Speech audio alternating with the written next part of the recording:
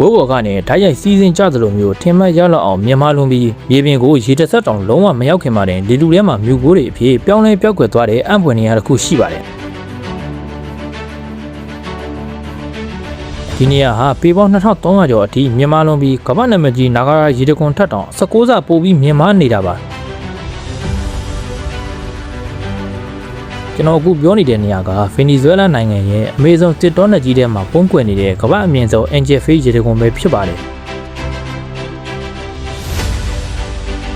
ဆိုတော့ဒီလောက်တောင်ရေစက်ရှူမောစရာကောင်းတဲ့ရေတခွန်ကြီးမှာတကယ်တမ်းဘာစမ်းကြယ်မှုတွေဖြစ်ပျက်နေတာလဲဒီနေရာမှာတော့သဘာဝတရားရဲ့ခန္ဓာစမ်းကြယ်လွန်းတဲ့ Angel Face အကြောင်းကိုတင်ဆက်ပေးသွားမှာပါဒီရေတခွန်ရဲ့အခြေအနေကကြားလိုက်ရရင်အံ့ဩစရာပါပဲရေကျဆင်းတဲ့အမြင့်ဟာတိတ်ကိုမြင့်မားလွန်းတာကြောင့်အောက်ခြေကိုရေစက်အဖြစ်မရောက်ပဲလေတူထဲမှာလည်းရေမုံရေမွားတွေအဖြစ်ပျောက်ကွယ်သွားလိမ့်ရှိပါတယ်ဒီရေတခွန်ကြီးစီးတဲ့ဟာ Orange TP ဆိုတဲ့တဲကြောက်တောင်ကြီးကိုဒေသခံတိုင်းရင်းသားတွေကမကောင်းဆိုးတောင်လို့ခေါ်ဆိုကြပါတယ်အံ့ဩဖို့ကောင်းတာကဒီလောက်ကြီးမားလာတဲ့ကမ္ဘာအမြင့်ဆုံးရေတခွန်ကြီးကို1939ခုနှစ်မှာဂျေမီအန်ဂျယ်ဆိုတဲ့အမေရိကန်လေသူရဲတယောက်ဟာလေရင်တောင်ပေါ်ပြစ်ကျရာကနေမှကမ္ဘာကဒီနေရာကိုစတင်သိရှိခဲ့ကြတာပါဒါကြောင့်လေသူ့ကိုအစွဲပြုပြီး Angel Face လို့နာမည်ပေးခဲ့ကြတာပါဒါပေမဲ့နောက်ထပ်ပြန်ကြည့်ပြန်တော့လေဒီနေရာစီတွားရောက်ဖို့ကလွယ်တာမဟုတ်ပါဘူးတာမန်ကားလန်ရထားလန်လုံးဝမရှိပဲတစ်တောလက်ကြီးတွေကိုလေရင်အသေးသားတွေဆက်လီတွေနဲ့မှအသက်ဆုံးပြီးခက်ခဲတွားရောက်ကြရတာပါဒါတင်မကသေးပါဘူးဗင်နီဇွဲလားနိုင်ငံရဲ့စီးပွားရေးနဲ့နိုင်ငံရေးမတည်ငြိမ်မှုတွေကြောင့်လည်းဒီရေတခွန်စီရောက်ဖို့ခရီးသွားတွေအတွက်ပုံမစိန်ခေါ်မှုတွေများနေပါတယ်ချီးကျူးစရာကောင်းတာတစ်ခုကဒီလိုနိုင်ငံရေးတွေရှုပ်ထွေးပြီးစီးပွားရေးတွေပျက်စီးနေတဲ့ကြားကပဲဒီရေတခွန်ကြီးက